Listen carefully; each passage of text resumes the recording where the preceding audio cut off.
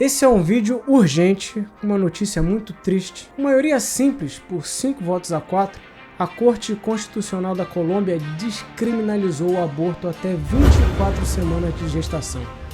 Certamente é um dos dias mais negros da bonita história colombiana. Até então, o Código Penal da Colômbia considerava o aborto legal em 3 casos específicos: estupro ou incesto, malformação fetal que inviabilizasse a vida, ou quando a continuação da gravidez fosse impedir a manutenção da vida da mãe, e isso por um atestado médico. Agora, até o 6º mês de gestação, a mulher colombiana é livre para cometer o assassinato do seu filho. Essa flexibilização do assassinato a bebês está tomando a América Latina. A Colômbia é só o 6º país do continente a permitir isso. Se juntou a Argentina, Cuba, Guiana, México e Uruguai, cada um com suas regras específicas. É claro que isso tudo vem a reboque com a onda da ideologia progressista aqui no nosso continente, e o meu objetivo aqui nesse vídeo é que você tenha os argumentos corretos para combater isso e para lutar para que o nosso país não seja tomado por esse sangue maldito. Eu pretendo também responder algumas perguntas que são bastante sinceras, do tipo: se Deus é tão bom, por que será que ele gostaria de ver o fruto de um estupro ser formado? Ou ele gostaria de ver a vida de um bebê em má formação? Esse é o canal Provérbios para a Vida, onde o temor do Senhor é o princípio do saber, mas os insensatos desprezam a sabedoria e o ensino. Existem muitas coisas que a gente precisa esclarecer sobre o aborto, coisas muito mais profundas do que o debate superficial que você vai encontrar aí nas páginas do Facebook.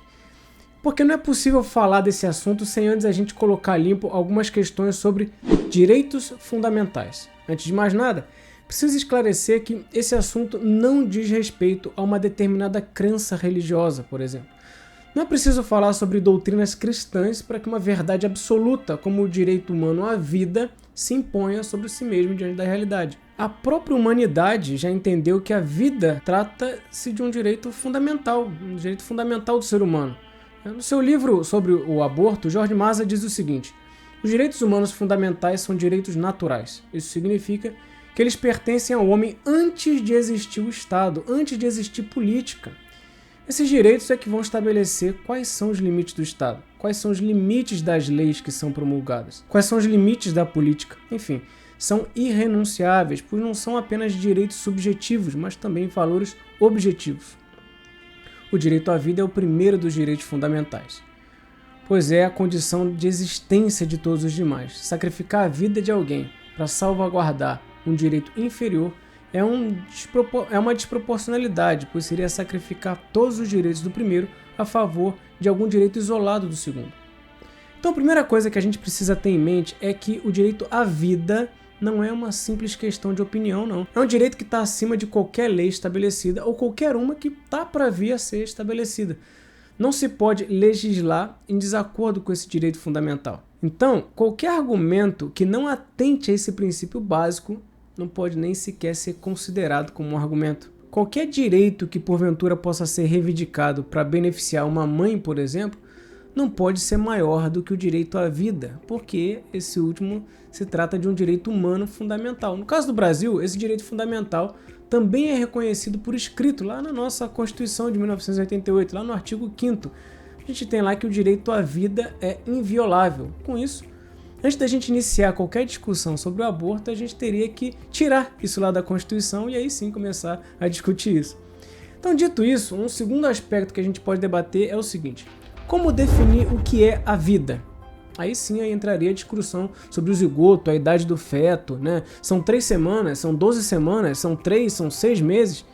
Mas eu não recomendaria que você entrasse nessa discussão não, porque o simples fato de você aceitar a discussão, independentemente do tempo em que se chegue à conclusão sobre a vida do feto, é simplesmente aceitar que a gente pode ditar desde quando ele pode ser considerado e até quando uma vida merece viver. Isso é um absurdo. Você pode notar o seguinte: alguns dos defensores do assassinato vão apelar para falta de consciência do feto, por exemplo. Não seria muito difícil demonstrar que falta de consciência jamais poderia ser considerado como falta de vida. Mas os defensores do aborto ou dos movimentos pró-aborto, eles não são bobos não. Sabe o que eles vão dizer? Que isso é uma incerteza jurídica. Mas não é não. E aliás, sobre isso, saiba que existe um projeto de lei que busca definir o que é o nascituro. O nascituro como ser humano concebido, mas ainda não nascido, concebido e ainda não nascido. É o chamado Estatuto do Nascituro. É um projeto de lei de número 478 de 2007. Entre outras coisas, ele busca a proteção integral do bebê imediatamente após a sua concepção. Não é foco nem a minha área de especialidade, mas existem alguns aspectos jurídicos sobre esse assunto que precisam estar claros nessa nossa conversa. Primeiro, o aborto, ou tecnicamente falando, o ato de abortamento é crime no Brasil, em qualquer caso. Entretanto, existem situações em que, mesmo sendo crime, os autores da prática vão estar protegidos pela lei e não vão ser punidos. E quais são esses casos? Quando a gravidez gera risco de vida à mulher, ou quando a gravidez for decorrente de estupro e o aborto for de consentimento da gestante. Então esses são os dois casos previstos na nossa lei. Mas em 2012 teve um evento bastante polêmico aqui no Brasil. O STF foi julgar um caso de uma ação protocolada lá pela Confederação Nacional dos Trabalhadores na Saúde, e os ministros decidiram que fetos anencéfalos poderiam ser abortados. Agora, olha aqui o que é anencefalia. Anencefalia é uma malformação rara com ausência parcial do encéfalo e da calota craniana. Eles tomaram essa decisão porque a expectativa de vida nesse caso é baixíssima, de poucos meses. Mas você sabia que existem exceções? Um caso que se tornou famoso aqui no Brasil, ocorreu lá em Patrocínio Paulista. Uma criança diagnosticada como anencéfala, ela viveu por 1 ano e 8 meses e 12 dias após o nascimento. É o caso da menina Marcela de Jesus. Ela faleceu sim, mas ela não precisou ser assassinada. Bem, o fato é que os ministros do STF na época decidiram fazer o que não lhe cabiam. Eles legislaram sobre o assunto, que é papel do poder legislativo. Eles votaram a favor do aborto nesse caso e acabaram criando uma nova lei, permitindo então essa terceira prática. E eu gostaria de destacar algumas falas de ministros que foram contrários ao aborto. Veja o que na época o ministro Ricardo Lewandowski falou. Insistir nesse aspecto.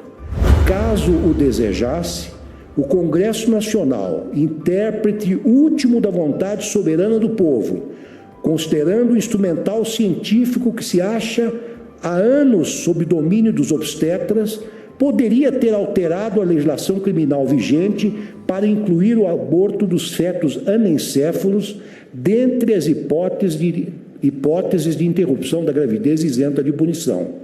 Mas até o presente momento, os parlamentares, legítimos representantes da soberania popular, houveram por bem manter intacta a lei penal no tocante ao aborto, em particular quanto às 2 únicas hipóteses nas quais se admite a interferência externa no curso regular da gestão sem que a mãe ou um terceiro sejam apenados. Agora olha só o que o então ministro César Peluso falou.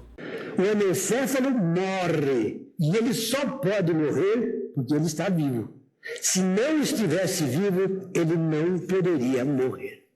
É que nesta postura dogmática ao feto, reduzido no fim das contas à condição de lixo ou de outra coisa imprestável e incômoda, não é dispensada de nenhum ângulo a menor consideração ético-jurídica, nem reconhecido grau algum da dignidade jurídica que lhe vem da incontestável ascendência e natureza humanas.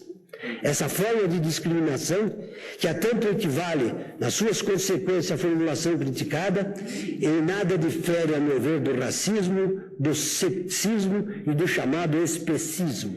Se tal analogia parece inoportuna, façamos um exercício inverso. Ninguém admitiria a matança de anencéfalos recém-nascido, que afinal, de igual modo, tem pouca expectativa de vida, com a finalidade de poupar à mãe carga de frustração, sofrimento, tortura ou qualquer outro título que se lhe dê a este desagradável e lamentável estado de espírito a respeito. Ninguém tem dúvida de que, sem surpresa nem espanto, o ato seria punido como homicídio ou infanticídio.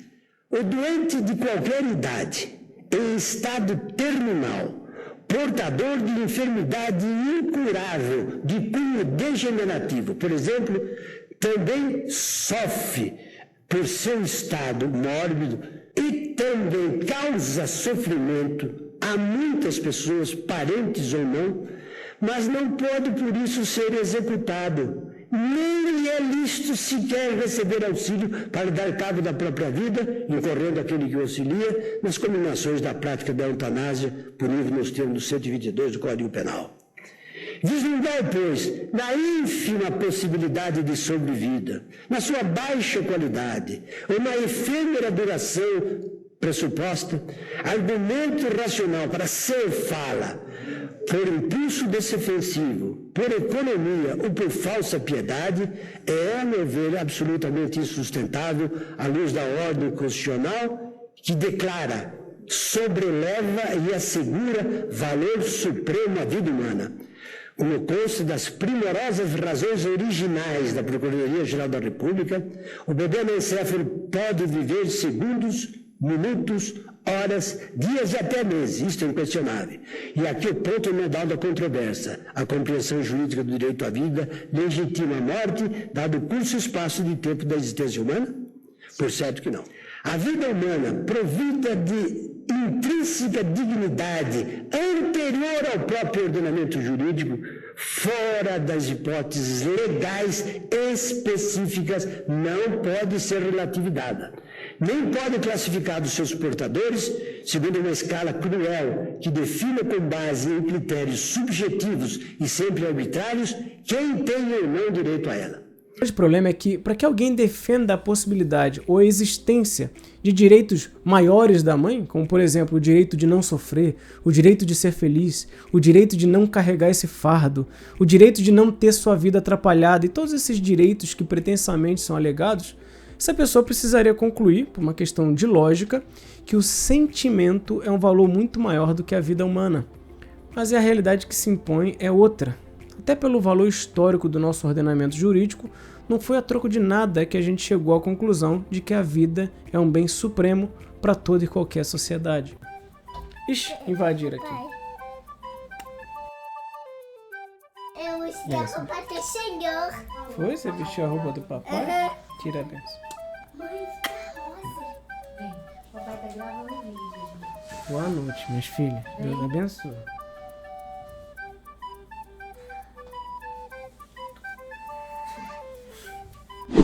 Mas eu fico pensando também que você, mesmo dizendo que acredita em Deus, às vezes você pode ser seduzido por essas ideias estapafúrdias. Eu queria te lembrar o que o Senhor Deus nos revelou nas Escrituras. A criação do homem, a imagem e semelhança do seu Criador, tem que ter um impacto profundo sobre a gente. O livro de Gênesis é rico em demonstrar o valor que Deus dá à vida que Ele criou. O livro de Salmos também, olha só que o Salmo 139 diz: Pois tu formastes o meu interior, tu me teceste no ventre de minha mãe. Graças te dou, visto que de modo assombrosamente maravilhoso me formaste. As tuas obras são admiráveis e a minha alma o sabe muito bem. Os meus ossos não te foram encobertos, quando no oculto fui formado e entretecido como nas profundezas da terra.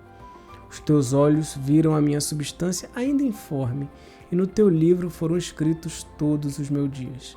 Cada um deles escrito e determinado, quando nenhum deles ainda existia. Que preciosos para mim, ó Deus, são os teus pensamentos, e como é grande a soma deles.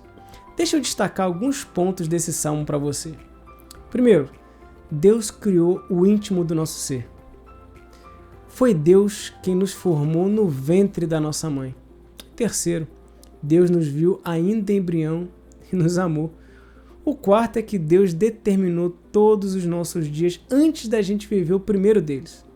Com essas considerações em mente, eu gostaria que você entendesse profundamente o que está em jogo na concepção de um bebê. Mas eu sei que ainda podem persistir perguntas sinceras. Como é que Deus pode permitir a concepção de uma vida em fruto de estupro? Ou a vida de um bebê em má formação? Eu queria muito poder te responder isso tudo, mas a verdade é que a existência desses fatos não exclui a evidência do cuidado de Deus. Tudo que existe, incluindo tudo aquilo que entristece a gente profundamente, é ordenado por um Deus infinitamente santo e sábio para fazer brilhar ainda mais a glória de Cristo. A necessidade que a gente tem dele e a beleza do tempo em que estaremos juntos lá na cidade celeste, tudo isso fica mais intenso. Deus é o soberano sobre toda e qualquer vida, Ele dá milhares de vidas todos os dias, mas Ele também tira milhares de vidas todos os dias.